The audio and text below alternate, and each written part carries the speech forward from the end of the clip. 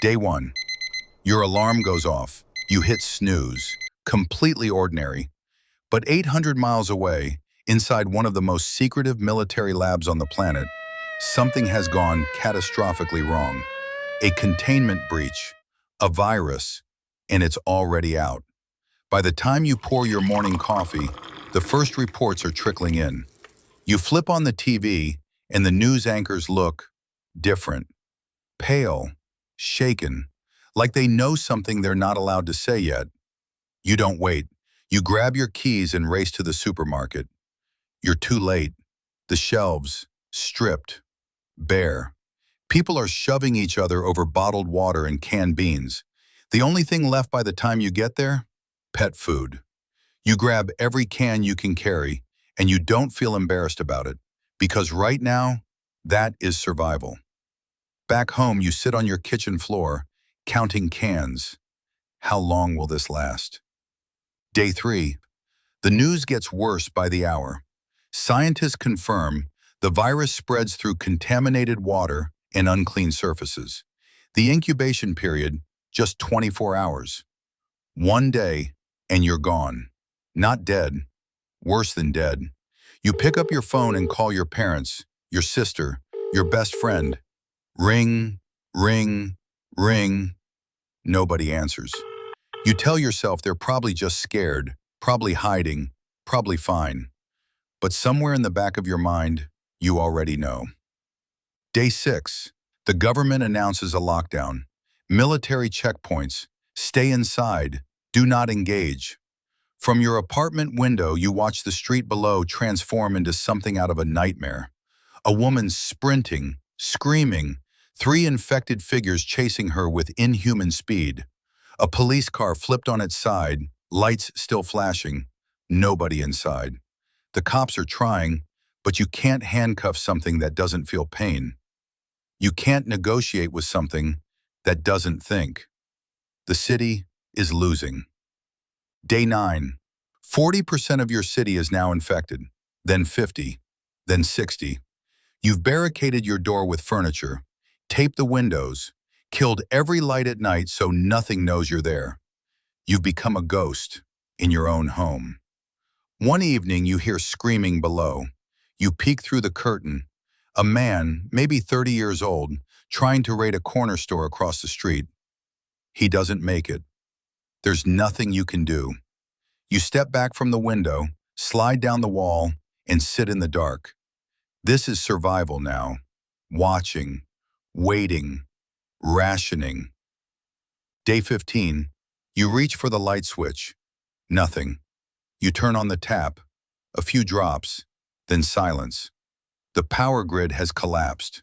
The water treatment facilities, abandoned. The people who ran them either fled or turned. By now, 40% of the global population is infected. This isn't a national emergency anymore. This is an extinction event. You crack open your emergency water supply, the stuff you panic bought on day 1. You have never been more grateful for a decision in your life. Day 20. Your phone is dead. The TV is dead. Even the radio stations have gone quiet, all except one. A scratchy AM frequency, someone reading coordinates and supply drop locations in a flat, robotic voice. Are they still out there?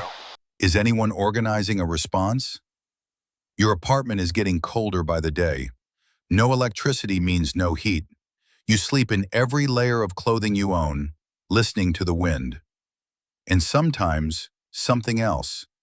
Something moving in the hallway. You don't open the door. Day 25. Scratch, scratch, growl. You press your eye to the peephole, and your heart drops into your stomach. There's one standing right there, inches away, just on the other side of a hollow wooden door. It doesn't leave for 6 hours. When it's finally gone, you look at your food supply. 3 cans of dog food, half a box of crackers, a jar of peanut butter with maybe 2 spoonfuls left. The math is brutal. You have to go outside. Day 30. The smell hits you the moment you open the building door. Rotting flesh, burnt rubber, something you can't name and never want to again. The streets are a graveyard, abandoned cars, shattered glass, a child's bicycle lying in the middle of the road. You move fast, hugging the walls, checking every shadow. Store after store, ransacked, empty, hopeless. Then you hear it, footsteps, behind you. You freeze. Every muscle in your body locks up. Slowly, very slowly, you turn around. Dozens of them, sprinting, straight at you. You run, legs burning, lungs screaming. You duck into a gutted convenience store and dive into an old standing freezer, pulling the door shut behind you. You press yourself flat against the back wall, not breathing, not moving. Through the frosted glass, a shadow, a shape, a hand dragging along the glass door of your freezer, inch by inch. You hold your breath. Sweat pours down your face. Your vision is going dark from the lack of oxygen. And then, the hand moves away. The shape shuffles out. You stay in that freezer for 5 more minutes, counting heartbeats before you dare to move. You barely made it, and you know you won't be lucky twice. Day 36, 3 in the morning. The city is at its quietest. You move through the back alleys with everything you own in a single bag. You avoid every main road, every streetlight, every sound. For hours, you walk. And then, just as the first gray light of dawn breaks over the horizon, you see it. A fence. Tall, reinforced, real. And behind it, lights. Actual lights. The warm orange glow of fires, of people, of life. A small village, organized, fortified, surviving. You bang on the gate. A face appears above the fence, looking down at you. Are you bitten? You shake your head. The gate opens. You made it. But millions didn't. And out there, the world is still ending. Could you have survived this? Drop your answer in the comments below.